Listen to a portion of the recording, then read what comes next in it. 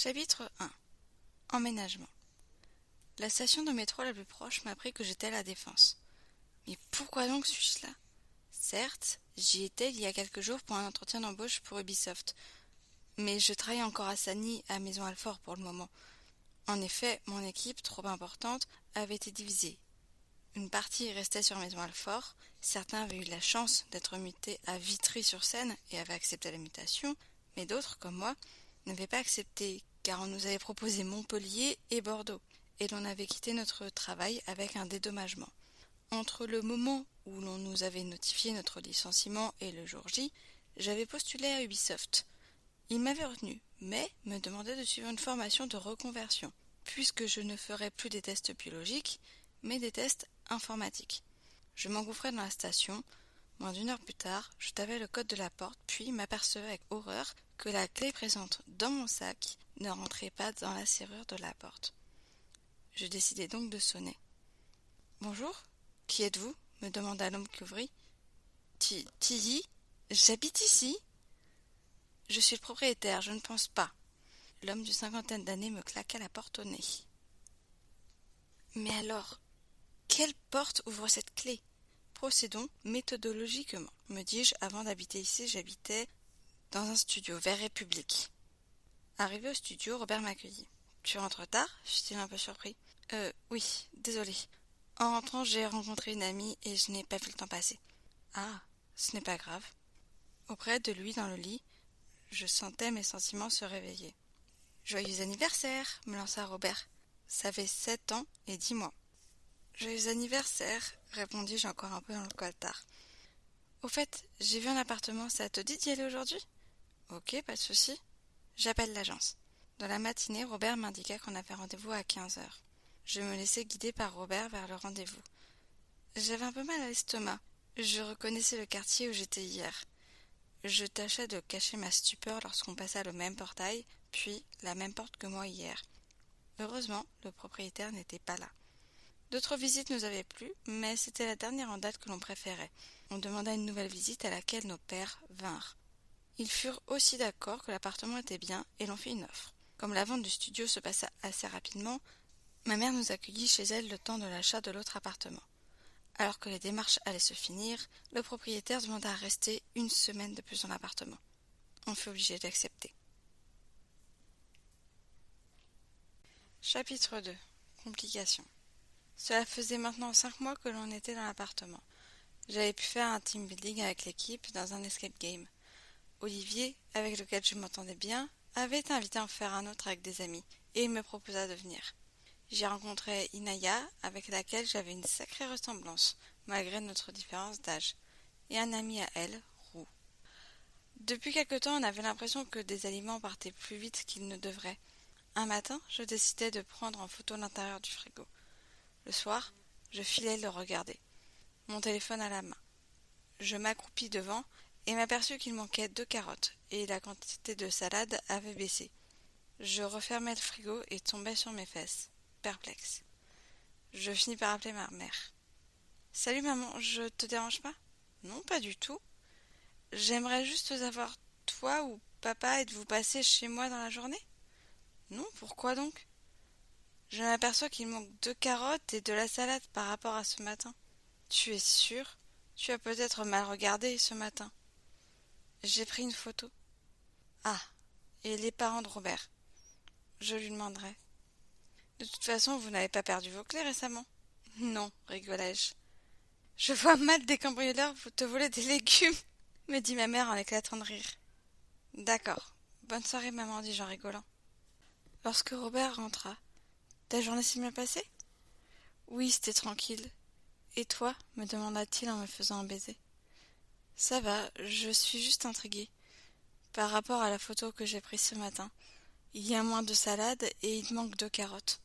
Tu pourrais demander à tes parents s'ils sont venus ? » « Ok, » dit-il en envoyant immédiatement un texto à ses parents. Un peu plus tard dans la soirée, il m'indiqua que ses parents n'étaient pas non plus passés à la maison. Je pris l'habitude de prendre une photo du frigo et du placard chaque matin, et tous les soirs, il manquait 1 ou 2 légumes. La quantité de pâtes, de semoule ou riz a diminué. De temps en temps, c'est une conserve qu'il manquait. Mais Quel est ce cambrioleur qui vole que de la nourriture? S'exclame un jour Robert. Je ne sais pas, dis-je, c'est quand même bizarre. Depuis quelque temps, mon entreprise avait signé un contrat qui permettait d'avoir 3 jours de télétravail par semaine. Il était 12h15, je me rendis donc à la cuisine pour me faire mon repas. Je vis alors un homme de dos. Qui êtes-vous? Il fit volte-face. Je veux que vous me rendiez mon appartement, me demanda-t-il calmement. Nous l'avons acheté. Il est à nous, dis-je choqué par le cran de l'ancien propriétaire.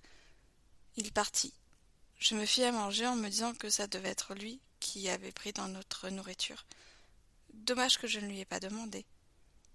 Le lendemain, je revis de nouveau l'ancien propriétaire. Donc c'est vous qui veniez prendre de la nourriture dans notre cuisine? Oui, car je veux reprendre mon appartement. On vient de l'acheter, cet appartement. Il n'est pas à vendre. Le soir, quand Robert rentra. Ta journée s'est bien passée, chérie?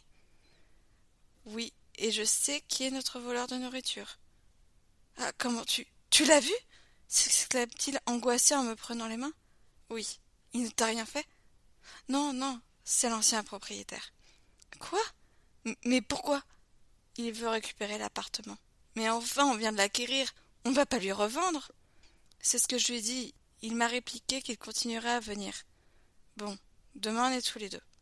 Le lendemain, cela ne loupa pas. Mais enfin, ce n'est plus chez vous, monsieur, entendis-je. Je vis mon copain dans le couloir d'entrée avec l'ancien propriétaire.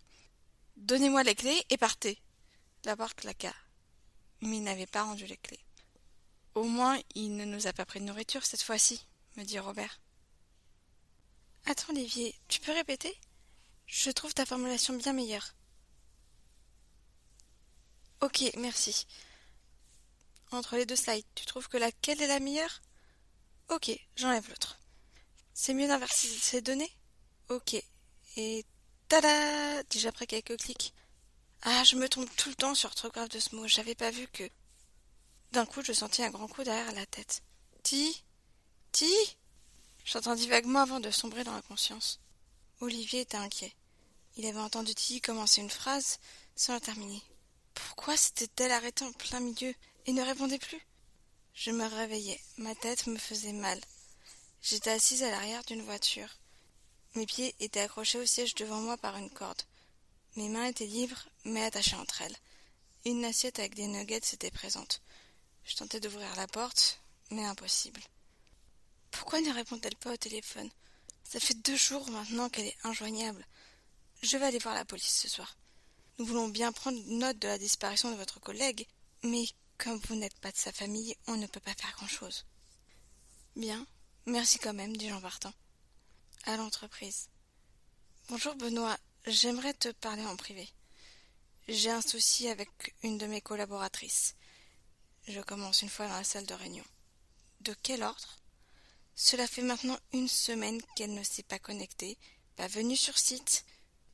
Aussi, tentez de l'appeler sur son téléphone portable, personnel, dis-je un peu gêné. Mais rien à faire, dis-je en soupirant.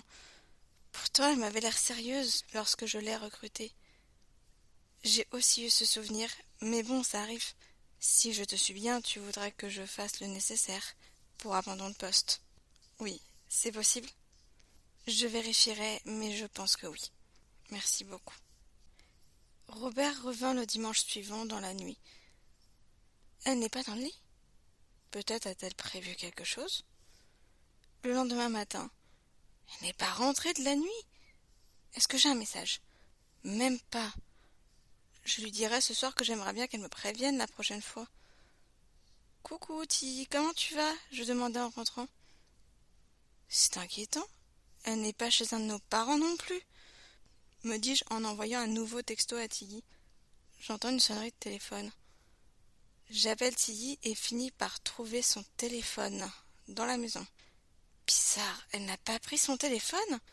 Bon, vu qu'elle n'est toujours pas là ce matin, soit elle me trompe et ne compte pas revenir, soit c'est vraiment grave. Un message au travail histoire de prévenir et je vais voir la police. Tita, vous dites? Attendez un moment. Un certain Olivier Dubois nous a indiqué sa disparition la semaine dernière. Puisque vous êtes 2 à être venus nous voir et qu'en plus vous êtes son mari, on va commencer les recherches. Merci, bonne journée à vous. Le vendredi, je vais voir la police pour savoir où en sont les recherches, puisque cela fait une semaine que ma copine n'est pas à la maison, ni chez aucun de nos parents. Mais rien pour l'instant. De son côté, Olivier n'arrête pas de sortir de chez lui, et sa compagne croit qu'il la trompe. Le troisième vendredi, après la disparition de sa collègue, il se promène dans la forêt de Boulogne-Billancourt. Il voit une voiture arrêtée. Il s'en approche et voit alors Tilly à l'intérieur. Il toque à la fenêtre. Je lève la tête, je n'ai absolument plus la notion du temps. Je vois alors « Olivier !» je m'écrie. Je vois ses lèvres bouger, mais je n'entends pas. Je touche mes oreilles en faisant un nom de la tête. Il me montre alors du doigt et fait un pouce en l'air, et met les mains au niveau de ses épaules et les hausse. Je mets donc mes mains à l'horizontale et bouge de haut en bas pour dire « bof ». Olivier décide alors d'appeler la police. « Bonjour, je m'appelle Olivier. J'avais indiqué la disparition de ma collègue Tilly Taha il y a 3 semaines. Je l'ai retrouvée dans la forêt de Boulogne-Billancourt. Est-ce que j'appelle le 117 ?» 3/4 d'heure plus tard, la police et une ambulance arrivent. Il sortit de la voiture et Olivier l'accompagne à l'hôpital. « Comment va-t-elle » demande Olivier au docteur qui sort de la chambre. « Ça va, mais elle est affaiblie. Elle n'a apparemment mangé que des nuggets depuis 3 semaines. Elle a des carences. Elle a aussi des bleus, mais rien de plus. On va la garder pendant 48 heures, sous surveillance, avec une transfusion. » D'accord, je peux la voir ? Oui, vous pouvez y aller. Est-ce que tu veux que j'appelle un membre de ta famille ou ton copain, Tilly ? Je veux... Je ne peux pas. Je n'avais pas mes affaires et je ne connais pas les numéros de téléphone par cœur, dis-je en laissant tomber ma tête dans l'oreiller. Robert doit se faire un sang d'encre, cela fait 3 semaines que j'étais séquestrée dans la voiture, c'est ça ? Oui, j'ai prévenu la police 2 jours après la réunion qu'on avait ensemble. Mon copain était avec un groupe d'amis, il n'a dû s'en apercevoir qu'en rentrant. Merci d'avoir prévenu la police, Olivier, lui dis-je en lui prenant la main. Ce n'est rien, j'étais inquiet. Je ne comprenais pas pourquoi tu avais coupé ta phrase, pourquoi tu ne répondais pas, tu ne venais pas au travail. Olivier revint me voir durant le week-end et me ramena chez moi le dimanche soir lorsqu'on me laissa sortir de l'hôpital. « Où étais-tu » s'exclama Robert alors que je venais juste de passer la porte. « Calme-toi, s'il te plaît. Je vais te raconter, dis-je en allant vers le canapé. « Mais il est sérieux ?